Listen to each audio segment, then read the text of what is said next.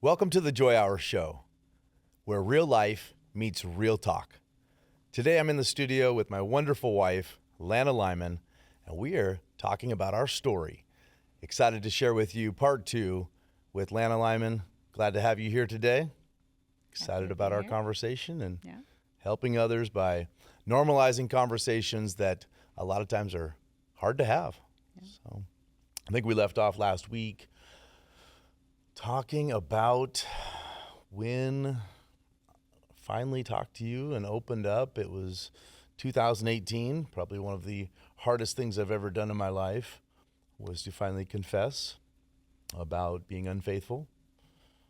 And I know that moment I had just an enormous amount of fear.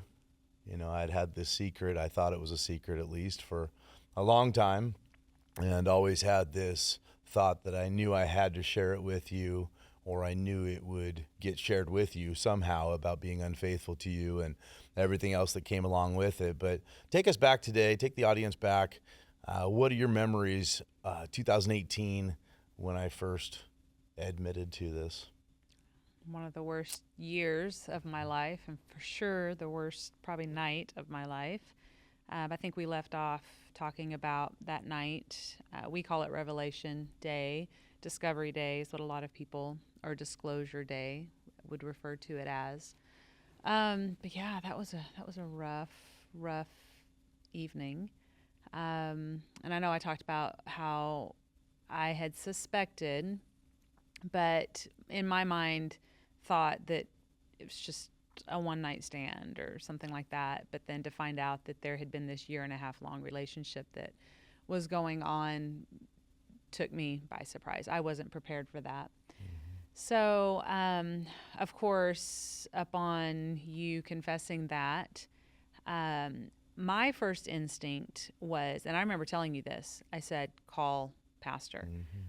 You did not like that. You were like, what? Why? And all I can think of is it just had to be God, because when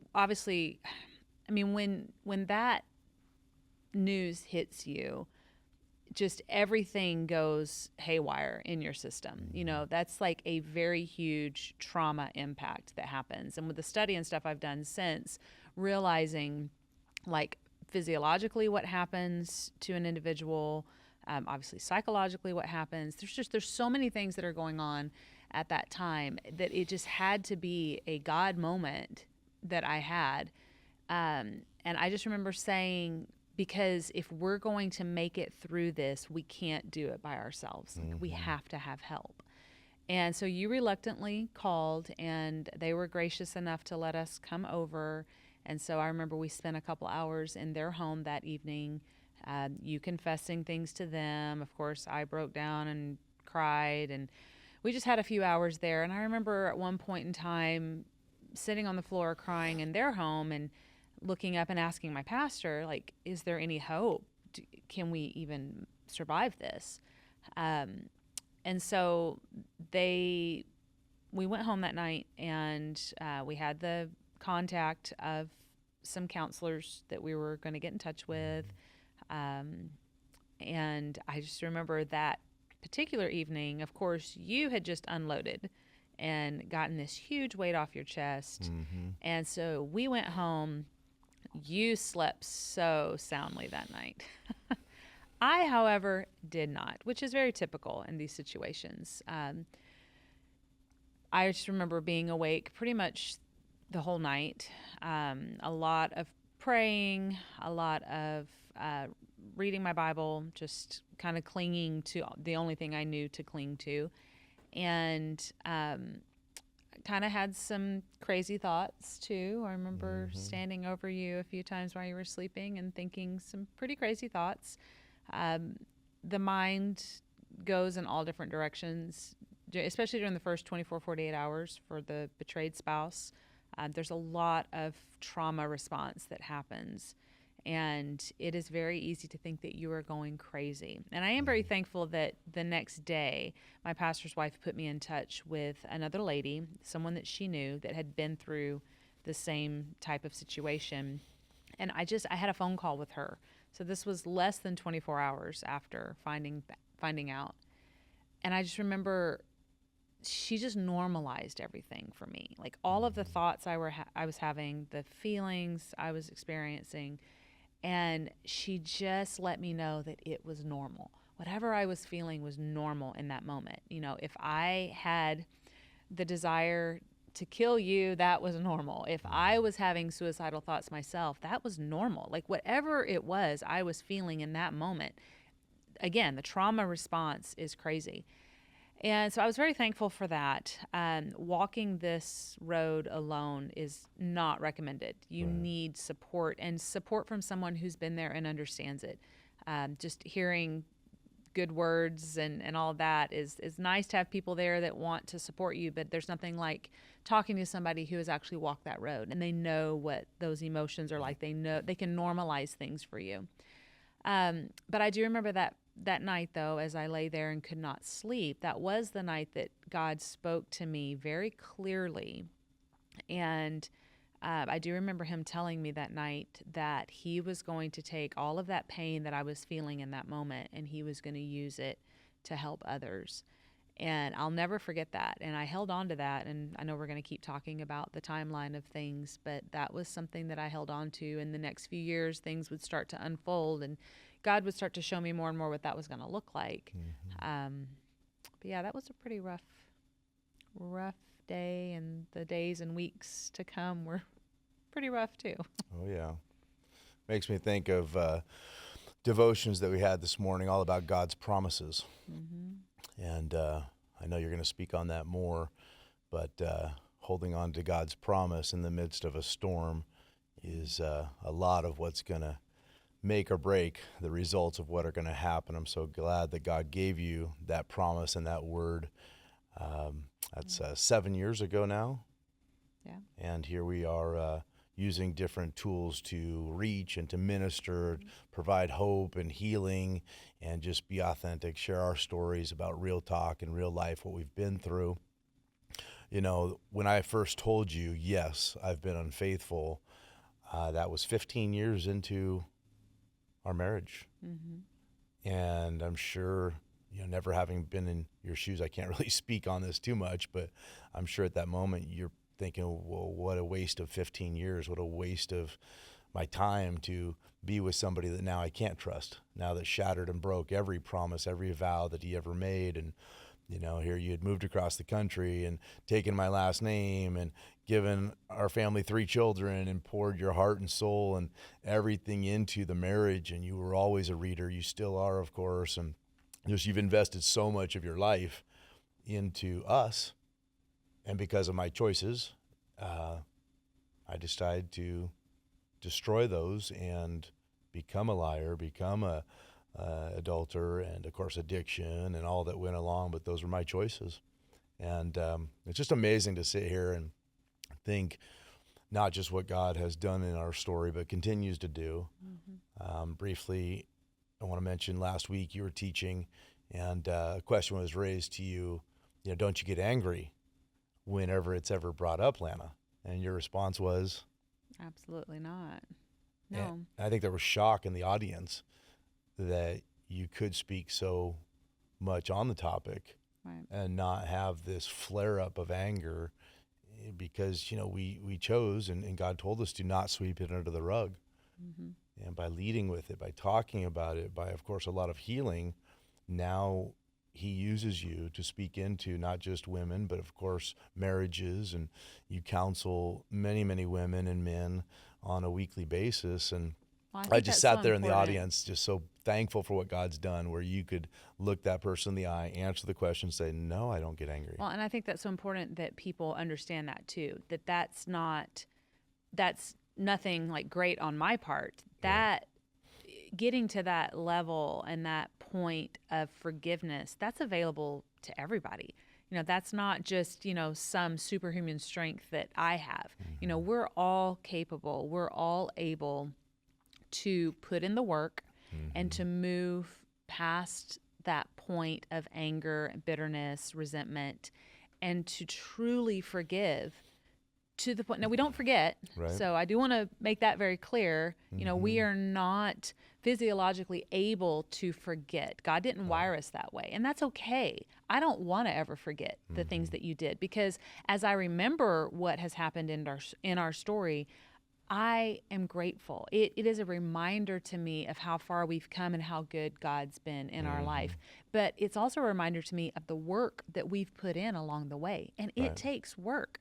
But when you are willing to put in that work and you're willing to let God be the center of your story, that level of forgiveness and reconciliation, that's available to everybody.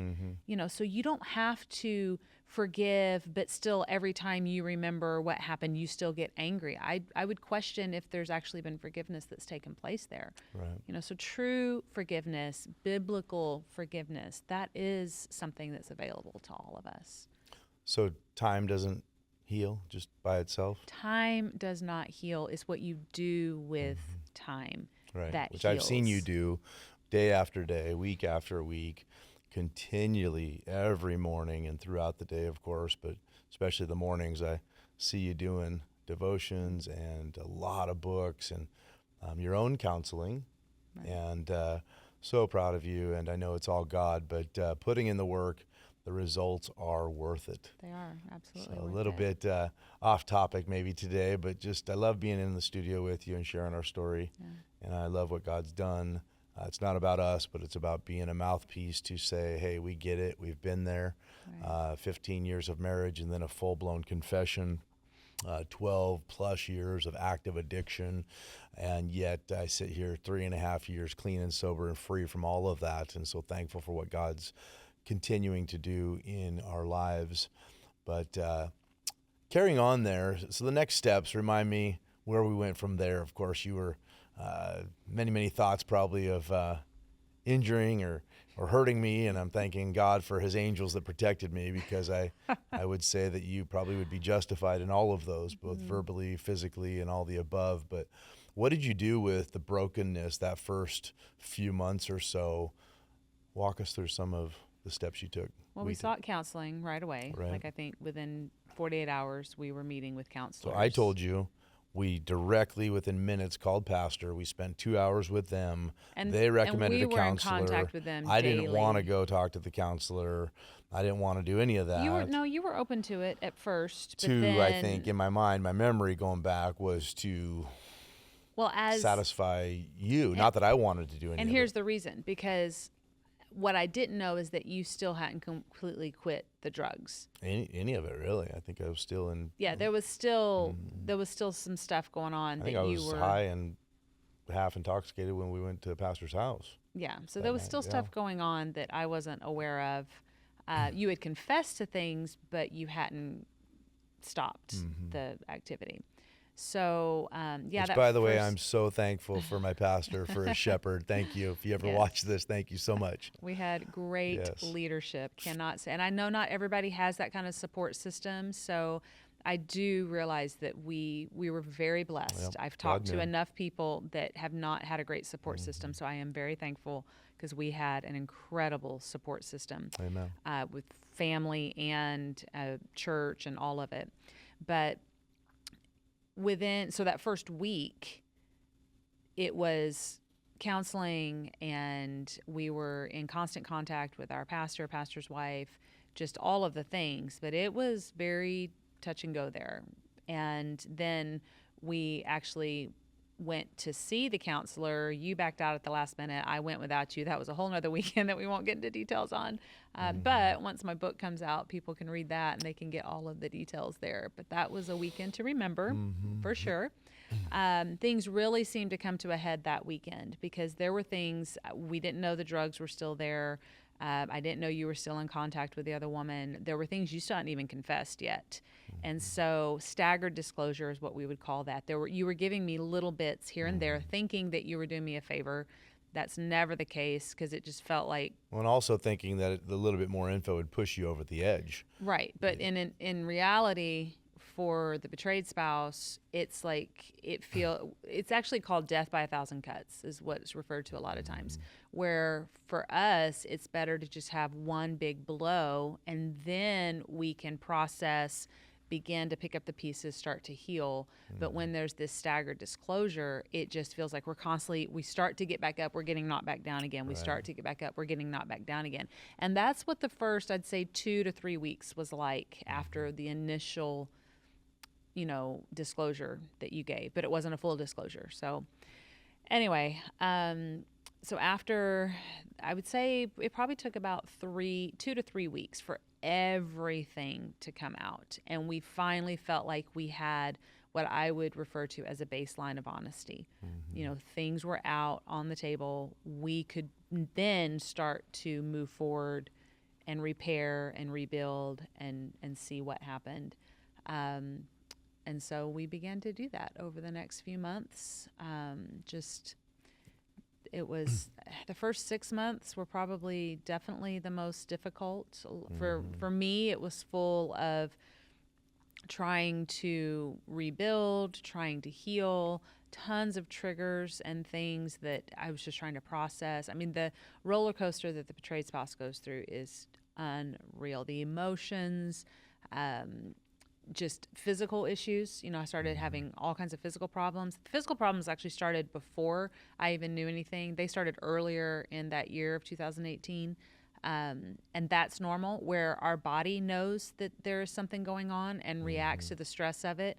But even when we don't know what's going on, it's like your body stores that stress and starts reacting out of that stress. So there's just a lot that was happening. But those first 6 months, so it was just trying to navigate this new normal, trying to really, in essence, there was a lot of grieving that went on because we were burying our marriage. Our marriage died. It is really the death of what we knew. Right. And now we're starting something over again. And so there was that. So there's a lot of grief involved and all of the stages of grief that you go through, navigating all of that. Then at the 6-month mark, we attended an intensive, and that was very life-changing and a huge push forward, it felt like, for our healing. And that was specific to adultery recovery. And so that was a huge healing weekend for us. And we just kept moving forward. So Well, let me pause you there. Yeah. I want to talk a little bit about that. I think that was a big turning point for us. I didn't want to go. It was my birthday present. Yeah. So on her birthday, we get on a flight, go to California, into a hotel with people we don't know. There's 4 people hosting it and 10 couples, all of which don't know each other. We're all there for some form of adultery, betrayal. And supposedly we're going to walk out 2 days later with hope. And, I'm going just to satisfy her request, thinking if I don't, it's just going to make things worse. And so glad that we went. But we walk in the room, check into the hotel, get into this small conference room. I'll never forget. There's a U-shaped table, and there's notebooks and refreshments and everything. But there's notebooks where you sit. And so I sit down next to my wife, and people start coming in. They're sitting down. It's very awkward at first. And I'm like, what am I doing here? And sure enough, the host gets started, and they start speaking that they've, of course, been down this road 20 years ago or whatever it was, and sharing their story, kind of loosening up the room for a few minutes. And then they start on my side of the table, and they say, okay, we're going to start going around the room. You introduce yourself. Well, I open the binder, and right away, my eyes go to a word that I don't know if I've seen in print very often, and it says infidel. And then it says victim, infidel, victim. And I'll never forget introducing myself. Hi, I'm Tom, here with my wife.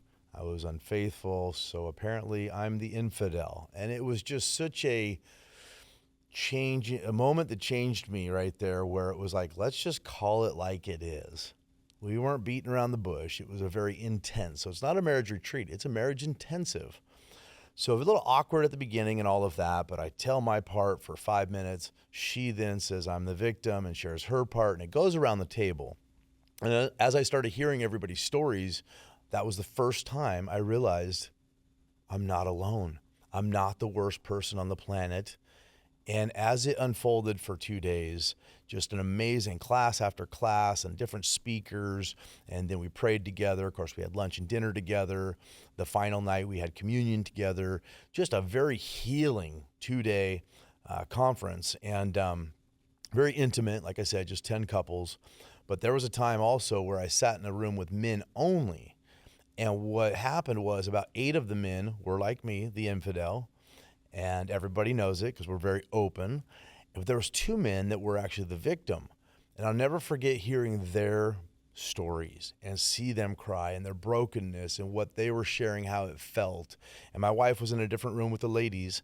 Of course, she had 8 of the ladies being victims and 2 were the infidel.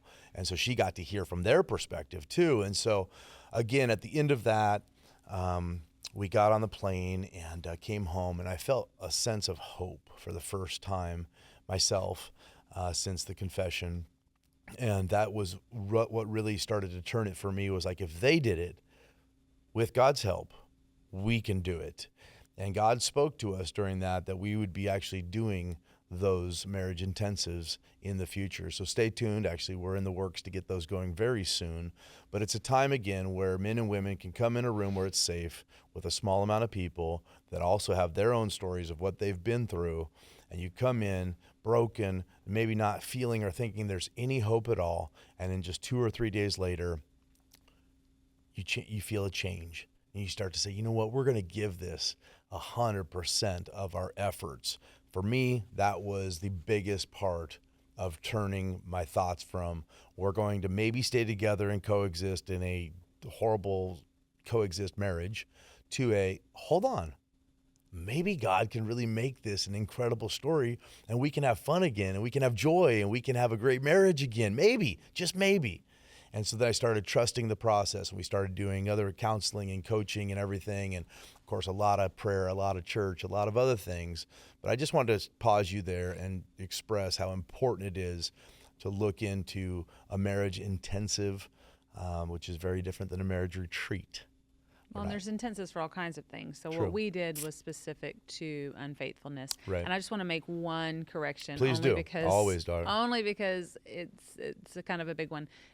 They weren't listed as victims. I don't like that word when it comes to. My bad. It was betrayed spouse. So I knew was that was wrong. I was so focused and the betrayed on spouse. I was so focused I just on want to make infidel that one correction. and betrayed spouse. Betrayed spouse. My bad. Yeah. So sorry. Change. Cut. Edit. Yeah.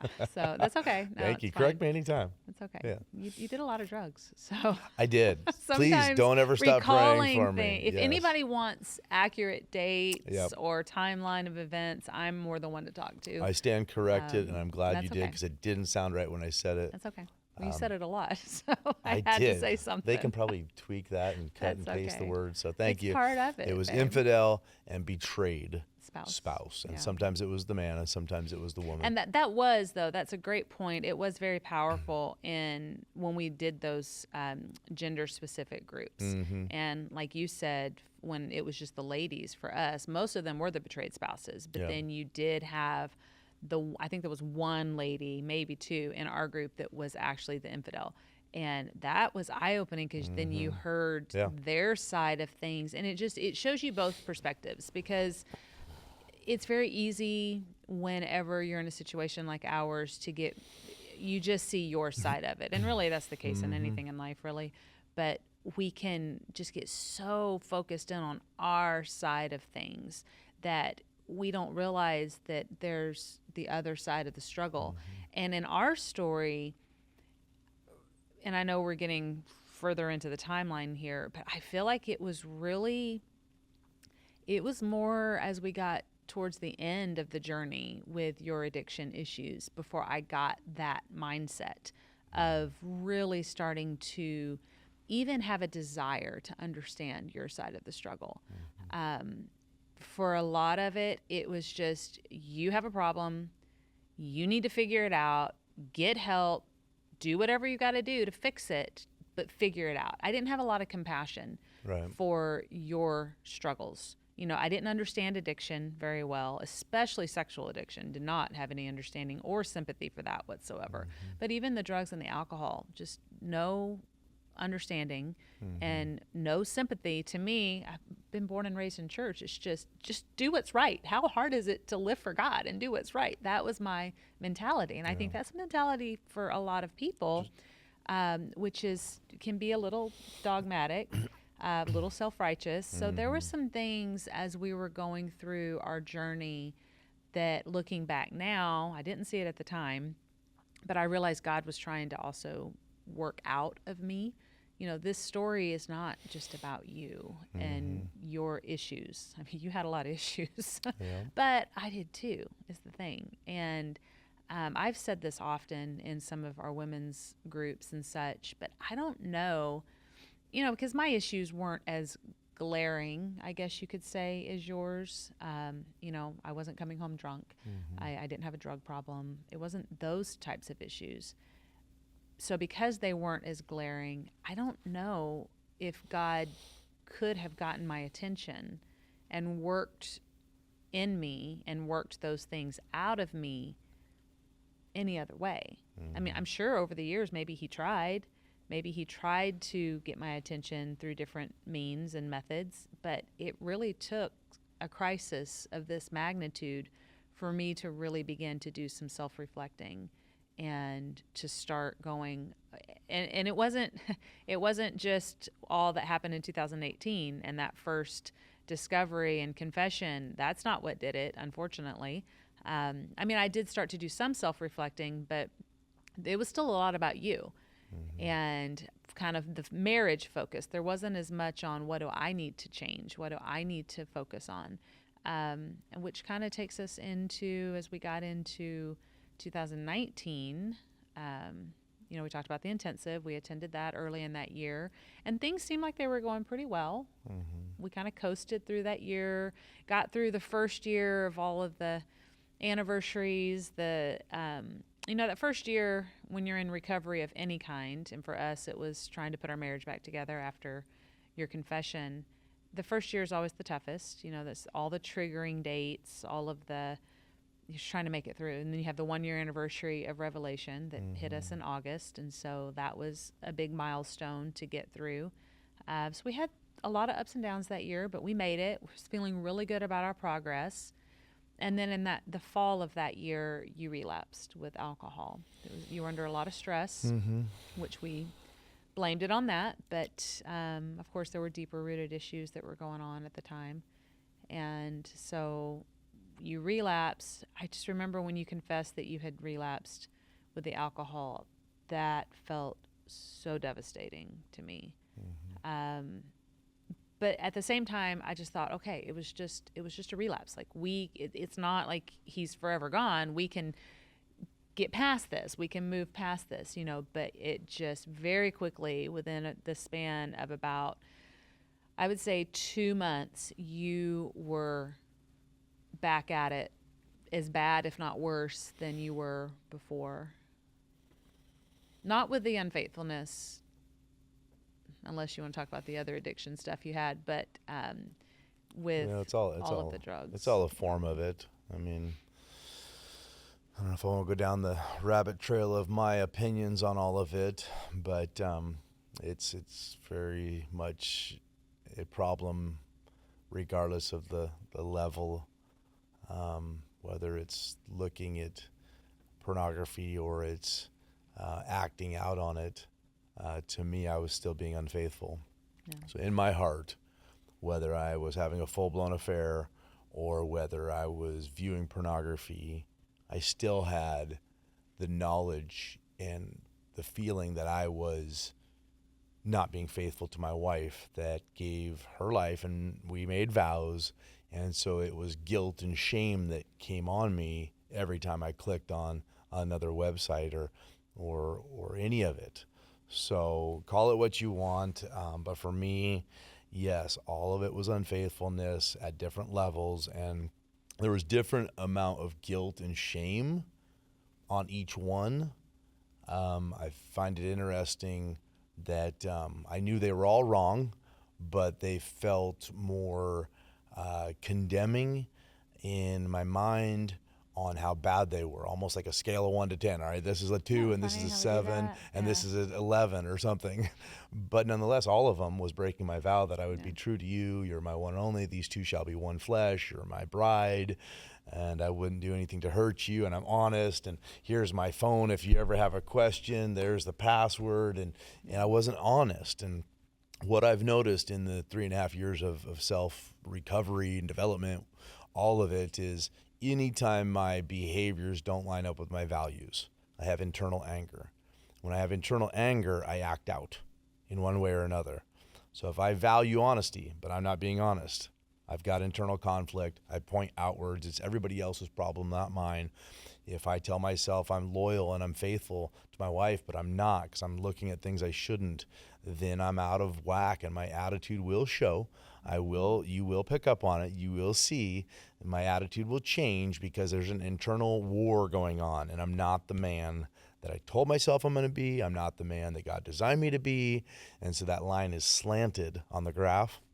But when it's, I value honesty and I'm honest. I value loyalty and I'm loyal. That's where the peace and the joy really comes in and a person can really love themselves.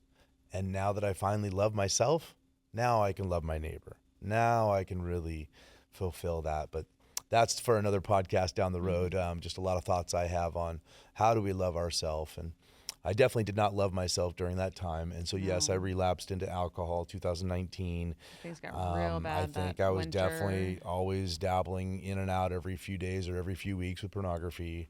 As far as acting out and adultery, I can't really remember all the dates and all the people, but it was a mess. Well, and then I think, so that was the end of 2019. Then we get into early 2020 and things just continue to spiral out of control. And then things came to a head in March of that year. Well, February of that year, we had some family come visit. We kind of had an intervention at the end of that month. Yeah, I didn't like that at all. Yeah, you didn't like that at all. That was pretty rough. I will say, though, I remember the week that we had family there. So it was my sister and brother-in-law. Thank you so much. I remember. Everyone. They need a lot of thanks. Yes.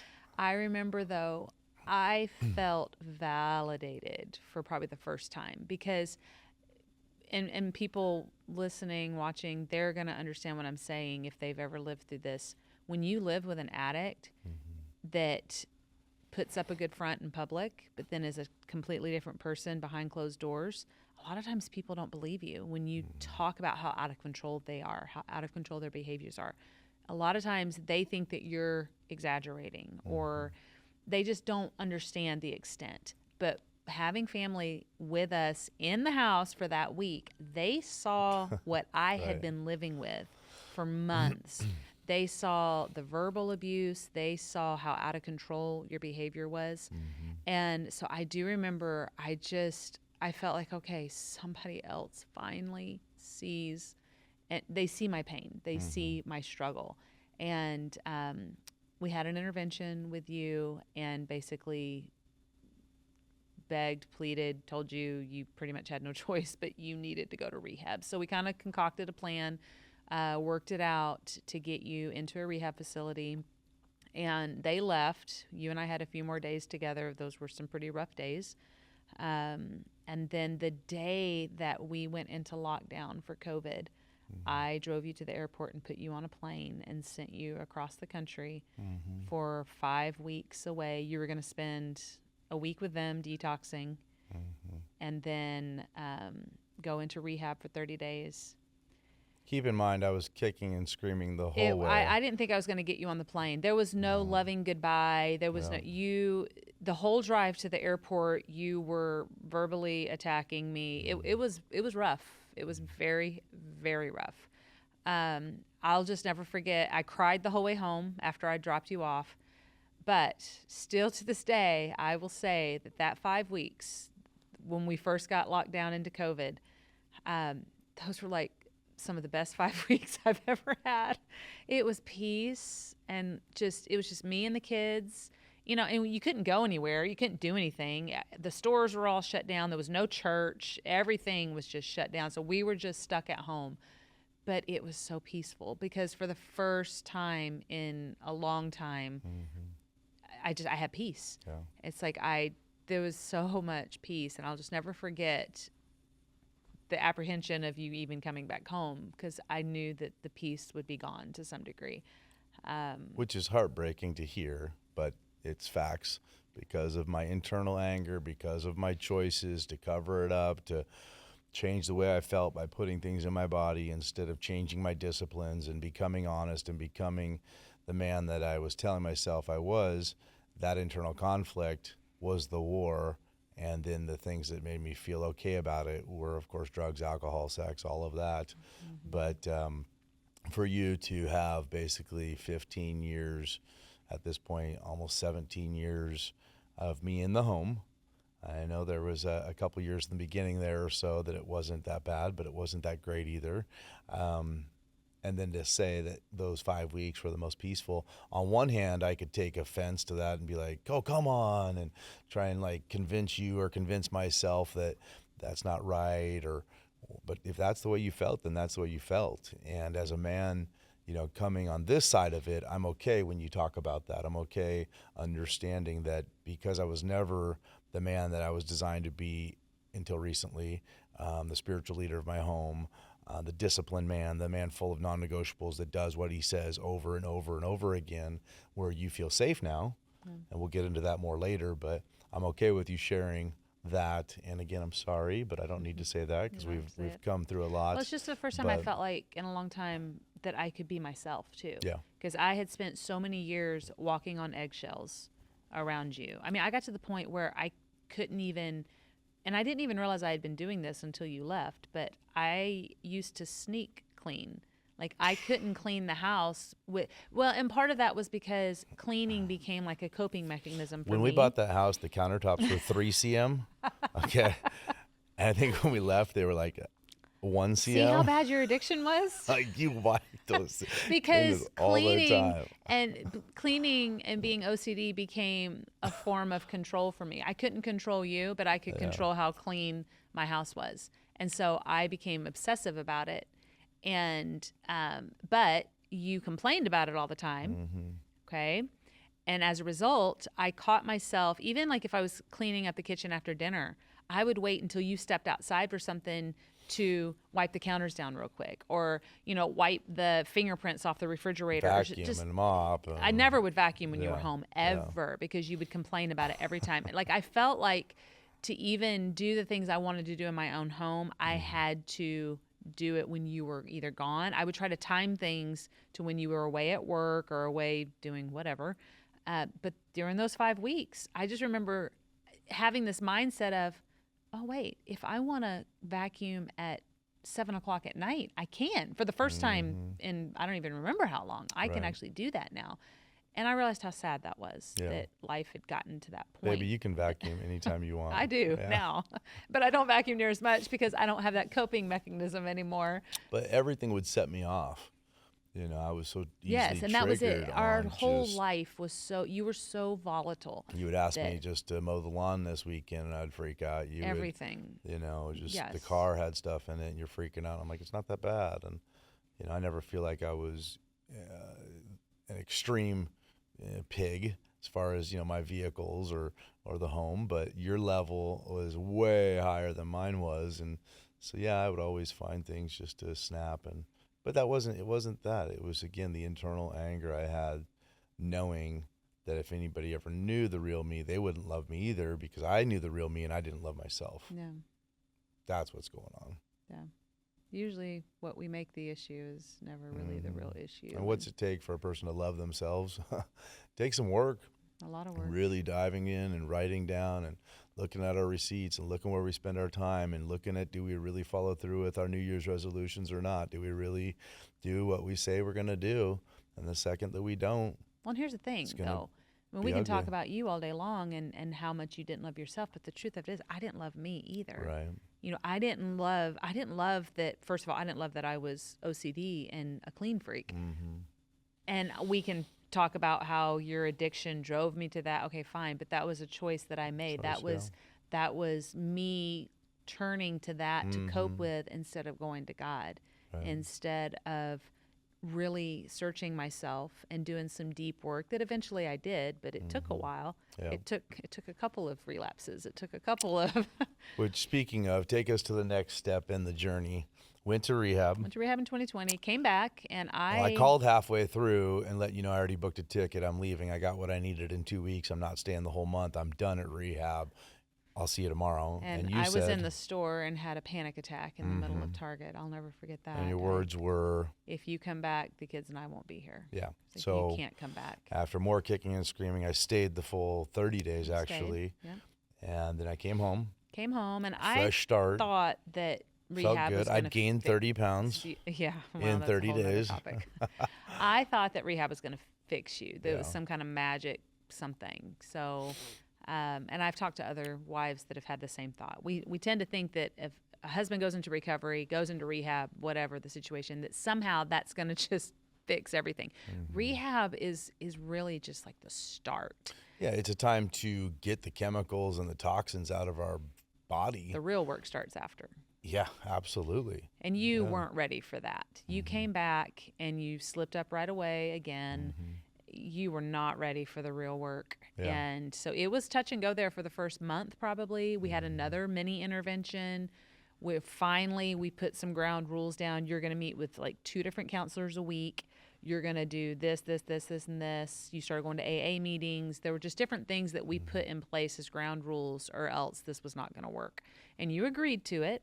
You started doing some deep dive work and some other things over the course of that summer. We slowly tried to rebuild. It was rough, though. I'm not going to lie. That 2020 was rough. You ended up relapsing again in the fall of that year, and that began another slow downward spiral from fall of 2020 through 2021. And it just, by the summer of 2021, you were back to cocaine daily, alcohol daily, all of it. It was bad.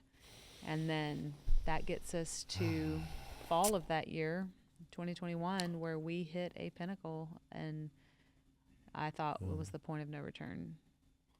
Yeah. 2021 was the worst. It was bad. And I felt like I was just always running away from myself, away from responsibility, away from everything.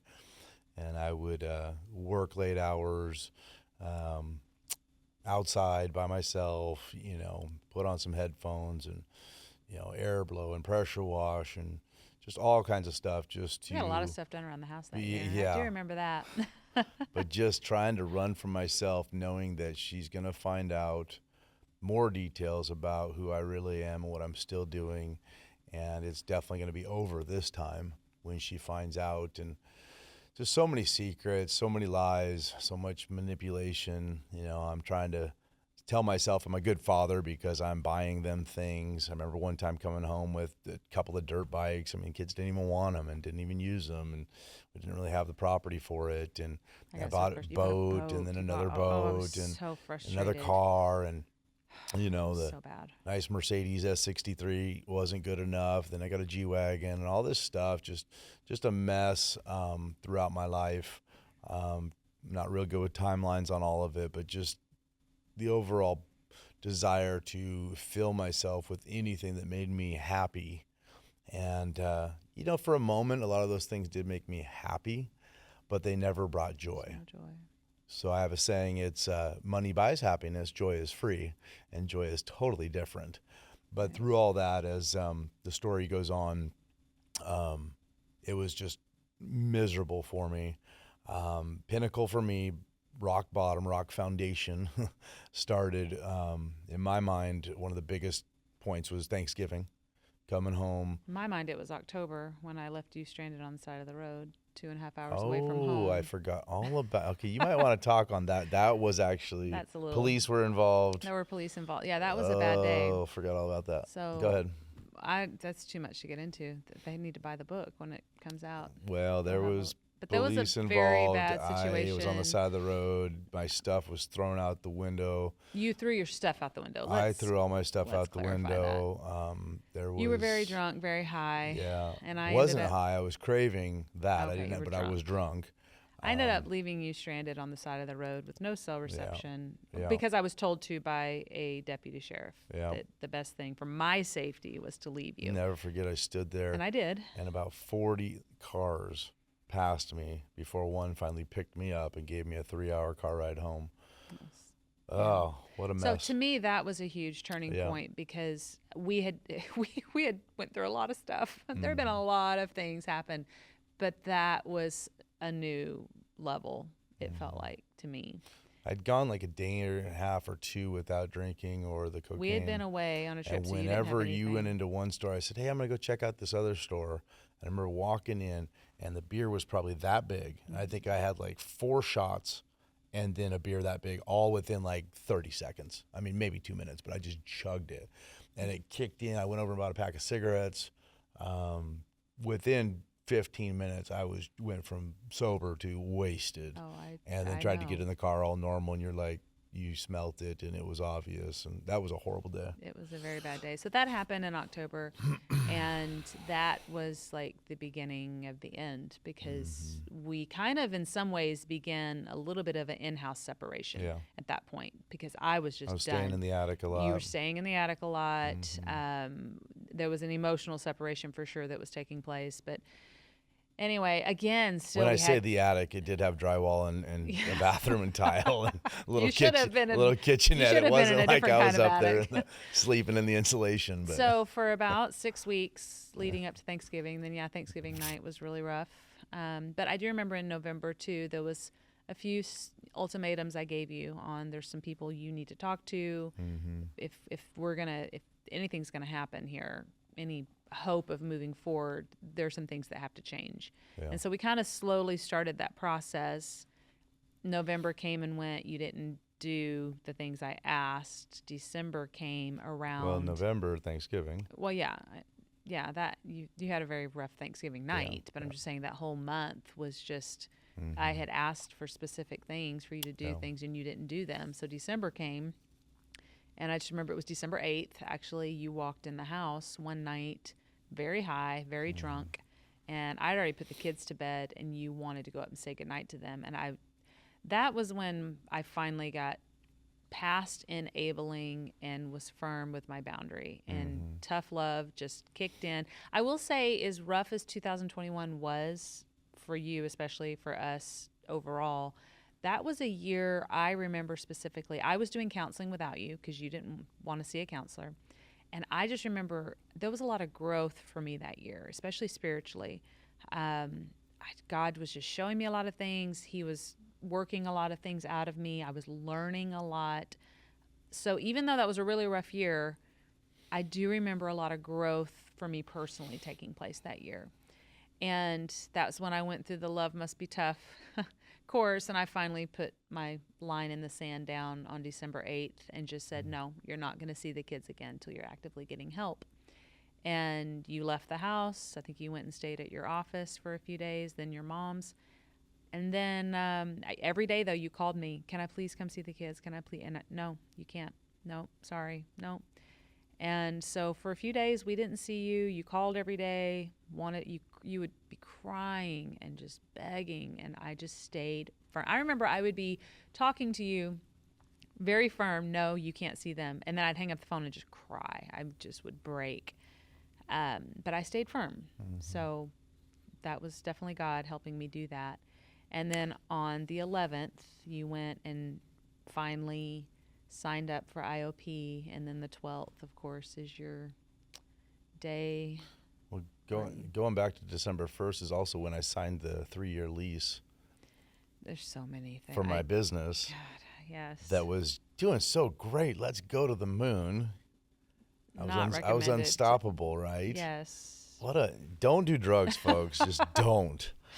I mean, I was making some dumb choices. I feel like we need to now the video from like the 80s commercials of this is your brain, this is a healthy brain, this is your brain on drugs. Needs At to night it's suddenly horrible. pop I'm up. never going to do it again. In the morning it's like, it's go time. I'm fine. I got this. And well, and the thing is that didn't stop. I mean, December 12th is like your sober date, clean date, because you signed up at the 11th, and that was the last day you did any drugs. I think so. The 12th is your date.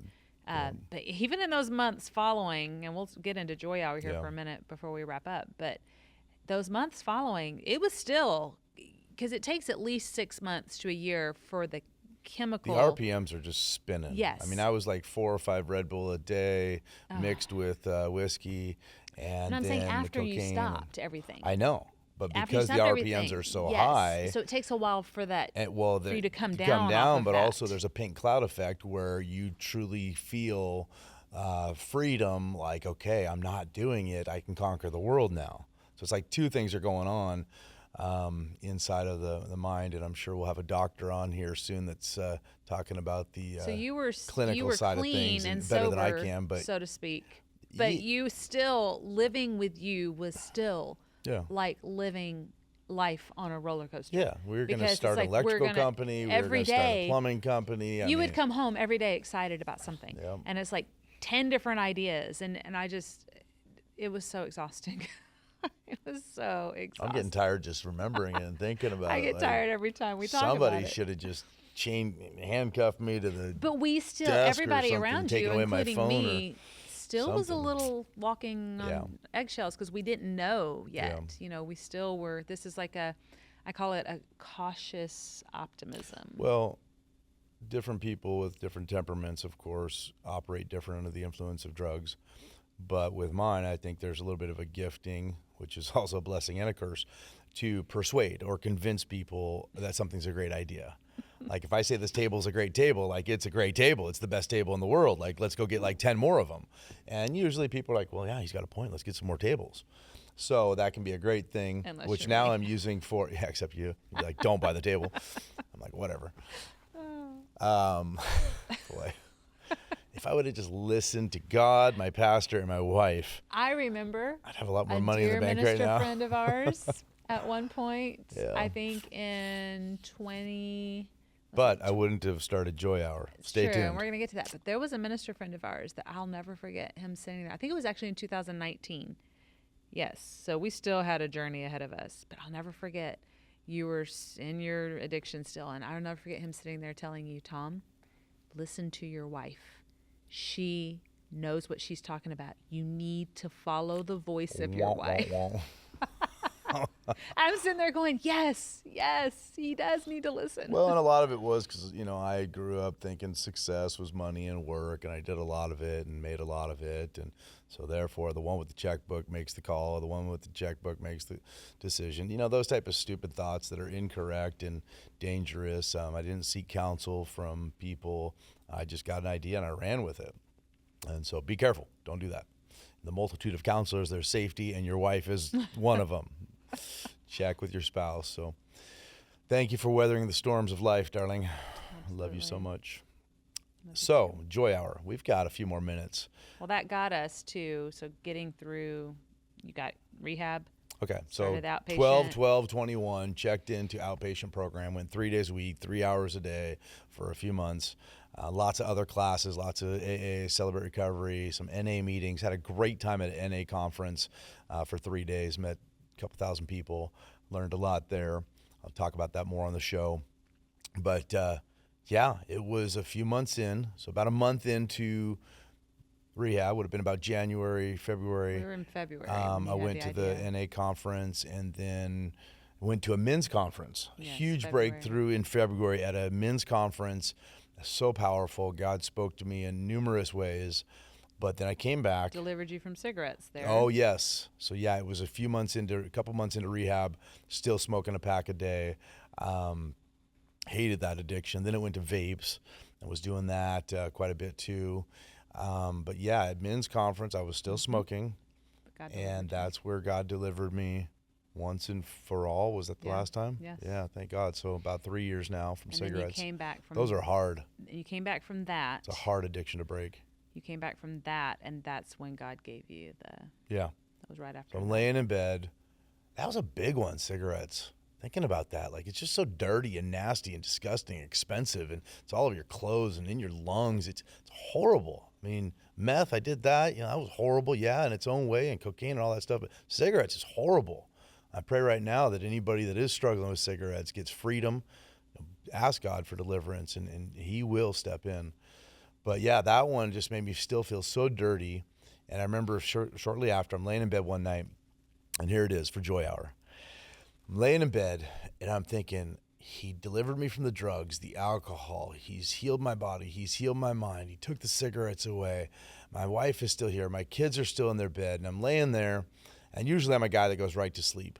But this night I'm laying there, and that song comes in my mind.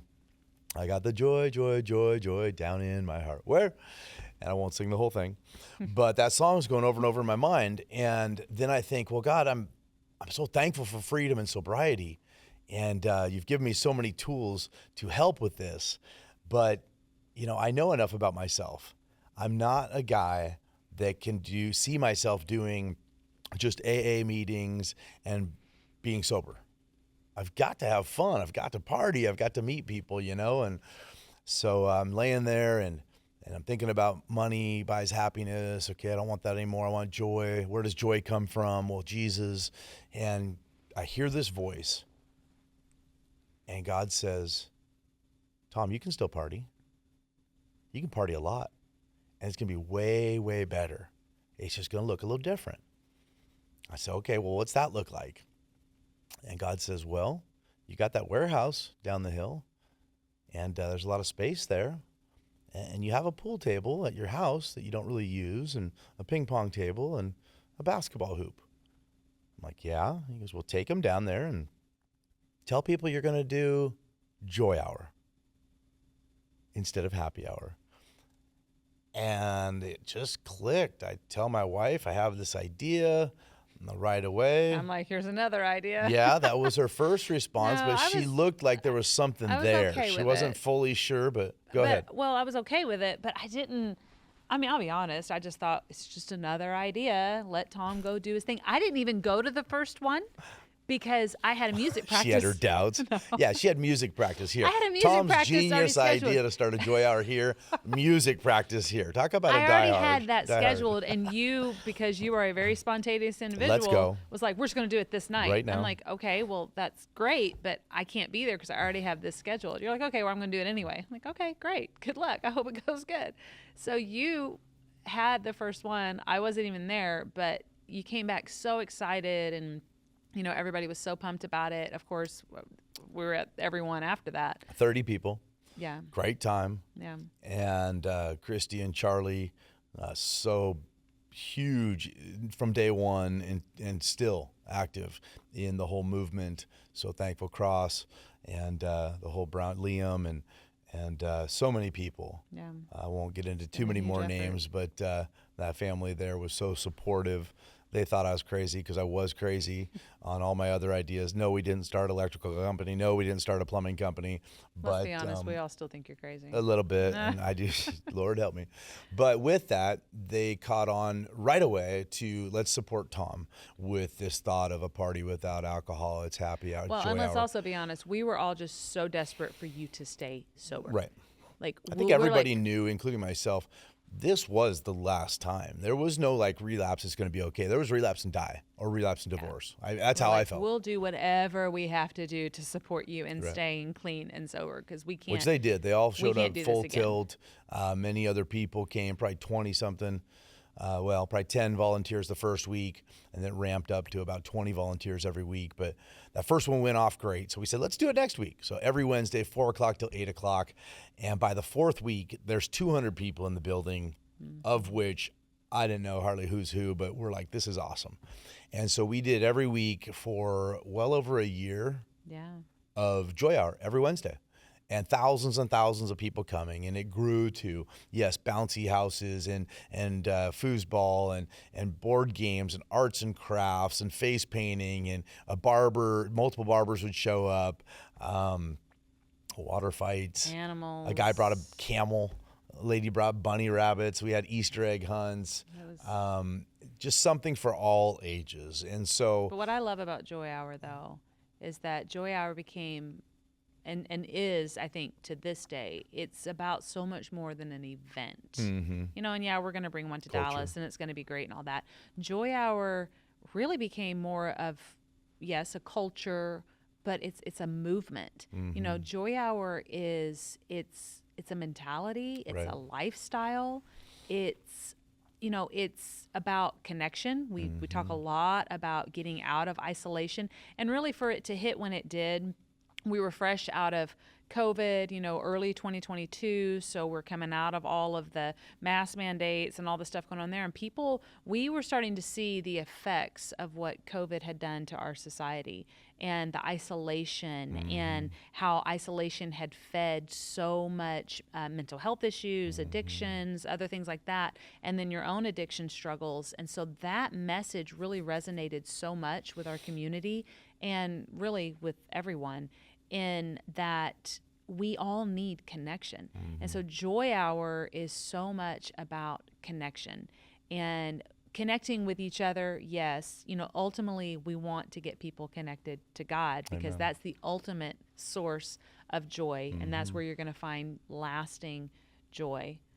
And I know for us and our story and our marriage, and it's just the beginning. There's so much more we can talk about that we've run out of time to, but Joy Hour, I feel like everything in our story has led up and did lead up. There's a purpose in whatever you go through. There is always a purpose for it. Even the word crisis itself. I mean, we could look at our life. People could hear our story, what we shared the last 2 episodes, and go, wow, these people have been through some crisis, right? But even the very word crisis comes from a Chinese character that portrays 2 different words, and that's danger and opportunity. So our crisis, plenty of danger involved in that, but there was also an incredible opportunity there, an opportunity that we have had as a result of what we've been through to turn around and help others. And for this idea, this seed that God has planted in you, to start Joy Hour, which we see now the doors that Joy Hour has opened up, not just in relationships that have been formed as a result, ministry opportunities that have happened. I mean, our entire family has made a move across the country, and I don't think any of that would have ever happened without Joy Hour. So there are really big things that have happened as a result of our crisis. And it all stems from the opportunity that came from that crisis. And so Joy Hour and joy for us, it has not only helped our marriage, it's given us an opportunity to minister and work together to help bring joy to others, to other couples, to show other couples that joy is possible in your marriage. There's hope, there's joy. Your family, I mean, we hadn't even talked about our kids, but seeing our whole family work together. And I'll never forget, in the early months of Joy Hour, that was something so profound to me, is watching our children jump in and start serving and volunteering and becoming such a huge part of Joy Hour. That brought me joy. I'm like, our entire family, after all we've been through, here we are serving our community together and ministering to others together as a family. This is what Joy Hour is all about. It's about connection. It's about a message that no matter what your story is, you can still have joy. That is available to all of us. So I love Joy Hour. I love that we are normalizing these conversations, that we are talking about these things, because regardless of where your audience is at, regardless of what they're going through, this is not just something exclusive to the Lymans. This is available, and we've seen it through others that we've come in contact with. This is available to everybody. Joy is free. Amen. So well said.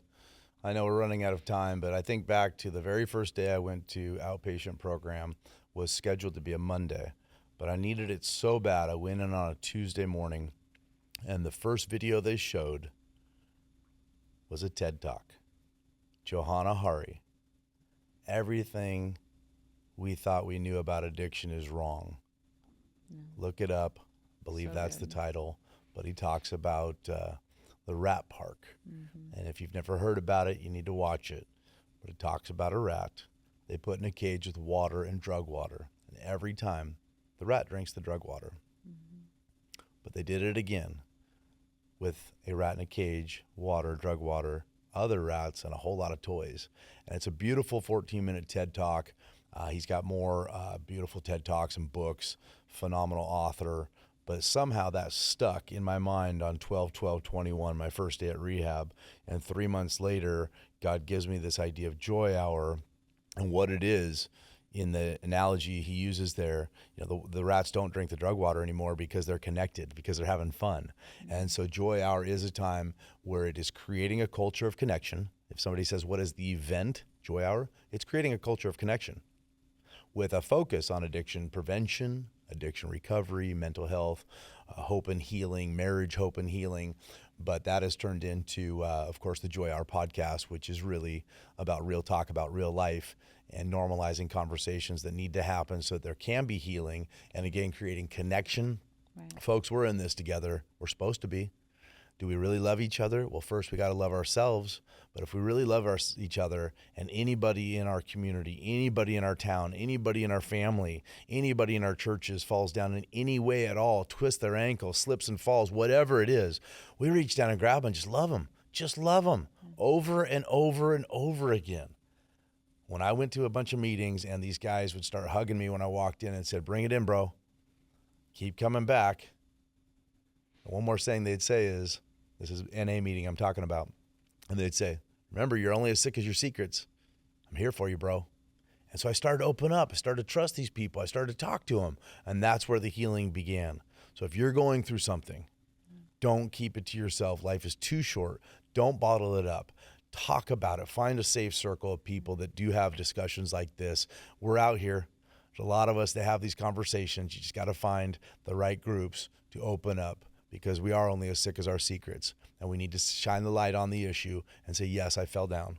I don't want to stay down, but I fell down, and ask for help. The best thing we did when I confessed to my wife on that big day in 2018 was we immediately asked for help of our pastor, and then a counselor, and then, yes, rehab. And now still to this day, I have coaches I pay, counselors I go to, people that I say, I need more advice. I need more direction. There's lots of books out there. There's lots of free resources out there, and I'm so thankful for those. But when you really get intense on discovering these things, it's beautiful. But all through that, I thank God for a community of people that is connected. So be connected. Don't be isolated. Absolutely. And again, thank you for being with us today. This is the Joy Hour Show. Today we talked about healing and hope. Stay tuned for the next one. We will tell you more about Joy Hour and moving to Dallas, and of course all that is going on with the Joy Hour Show to help get other guests in here to share their stories about what they've been through, what's brought them joy, and the victory that they've been having through their journey. All of our journeys are different, but they're actually kind of similar. And God takes the broken pieces and he puts it back together when we let him. So thankful for this time today with you, Lana. Thanks for having me. And we'll talk to you all soon.